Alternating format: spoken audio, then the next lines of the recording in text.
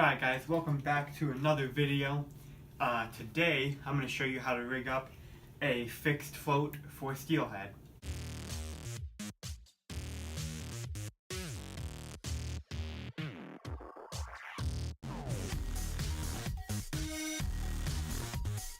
Alright guys, so to get this rig started, first of course you gotta have your rod. So this here is a 9'6" Lamy Glass X11 6 to 12 pound test. For the rod, you can really use anything between 9.5 to 10.5 foot. 9'6" to 10'6" is where I like to go. For these fixed floats, you can also use a little lighter rod than something like a fixed float, because these fixed floats, if you watch that video, they have weights on them, pretty heavy weights, so you kind of need a heavier rod depending on the size of bobber. But these ones are a lot lighter, a lot smaller presentation. You don't need as stiff of a rod. You can get away with a lighter setup here. So for the reel, use a let's see if you guys can see this right there. That's a 3500 size, 3500 or 3000, whatever. Just around that size, around the 3500 size. Just so that way you can hold a decent amount of line, something that will hold, good over 100 yards of line, so you don't get spooled like I almost did in the last video. If you guys saw that, I was fighting a fish, it almost spooled me, and so you got to make sure you have plenty of line so that doesn't happen. And I have for my line, it's braided line, 30 pound Power Pro braid, and off of there, for this setup, I run a leader. Now this is a 15 pound fluorocarbon leader, and I have probably about 10 or 11 feet, and you can run anywhere from, for this leader, run anywhere from 6 to 10 feet. The shorter you run it, the easier it is to mend your line and control your line, because fluorocarbon sinks. And so when it's bobber fishing, you want a line, your bobber is going to be floating. So you want a line that's going to float and not drag your bobber down. And so the longer the leader you have on here, the more it's going to drag your bobber, the harder it's going to be to mend and keep your float naturally. And if you don't know what mending is, go ahead and comment down below just so I know, and I will do a video on how to properly mend a float and how to fish a float correctly. Do a video next time I'm out on the water, so which should be this weekend, hopefully. And so yeah, if you need to know how to do that, go ahead and comment so I know. So the leader here, I have a longer leader, like I said, and the reason I like to run such a long leader is, for one, when you're fishing deeper water, because this float,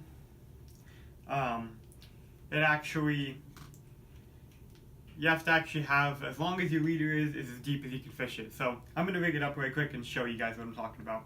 Okay, so here's your float.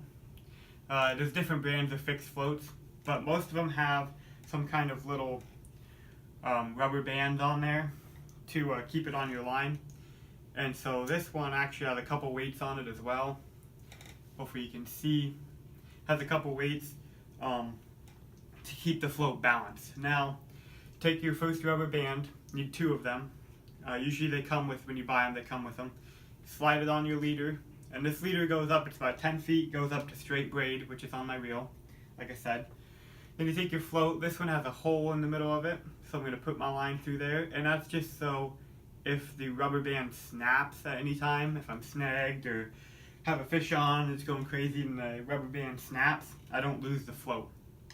So I ran my line through the float. Now I'm going to run it through the second rubber band, like so. So now, sorry if you guys can't see, I've got a rubber band up top, I got my float, and I've got another rubber band below. And you're going to take the rubber band that's on top and slide it over the top of your float. And this works a lot better if you get your float wet. I actually have a cup of water here. Dip it in there. And then slide that rubber band down. and with the water it would slide it right on that post, and it slides on very easy.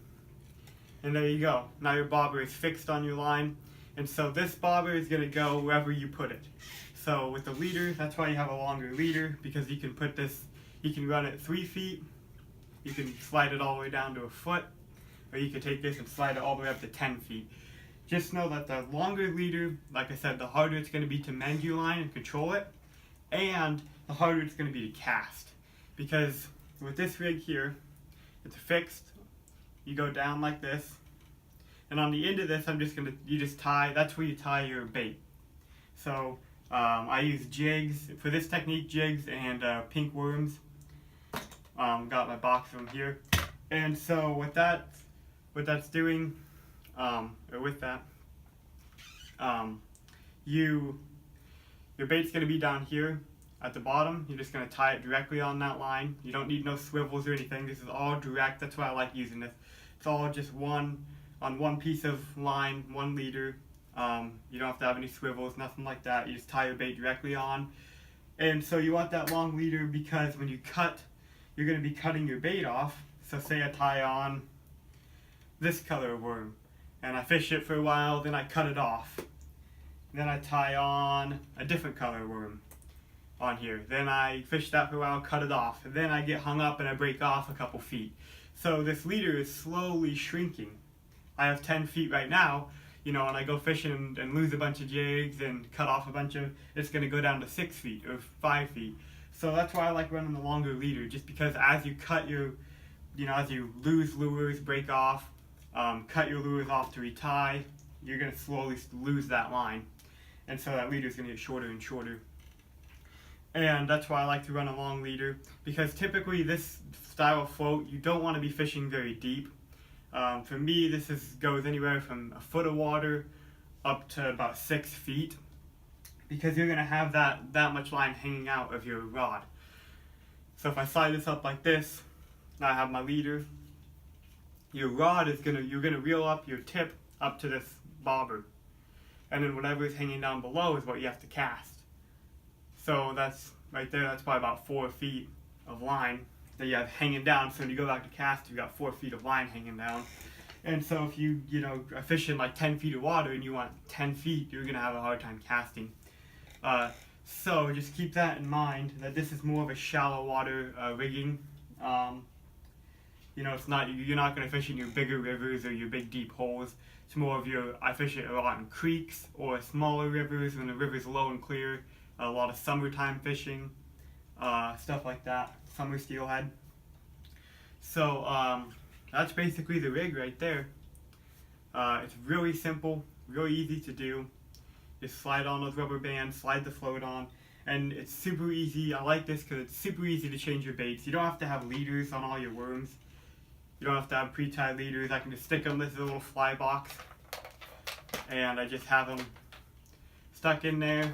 I can just grab one out just like that and then tie it onto my leader, and it's just hanging directly under my foot. So actually, for example, I'll tie one of these on. So here's a color right here. That's a pretty killer color. That's called Captain America right there. The pink and blue tail, which there's been a lot of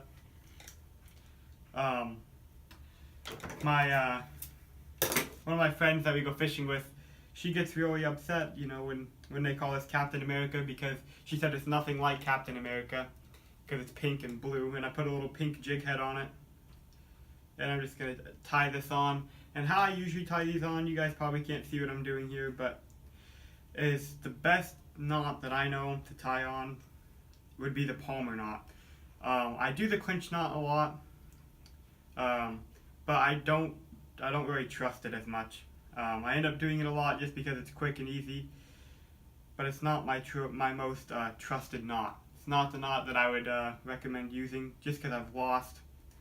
If you don't take your time and do it correctly, do it smooth and correctly, you lose a lot of fish on it. And so for me, much easier just to use the Palmer knot.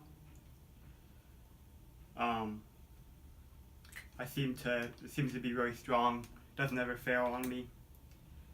So yeah, that's basically how you rig this up. So now I tied that worm on there, so now I just slide that float and boom. And I could slide that float anywhere and adjust the length at any time and be effectively fishing. So fixed floats, they're a really good technique.